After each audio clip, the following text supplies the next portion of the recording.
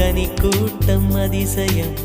வண்ணத்து பூச்சி உடம்பில் ஓவியங்கள் அதிசயம்,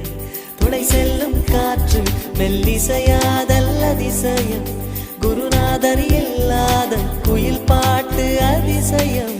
அதிசயமே அசந்து போகும் நீ எந்த அதிசயம், கல் தோன்றி மண் தோன்றி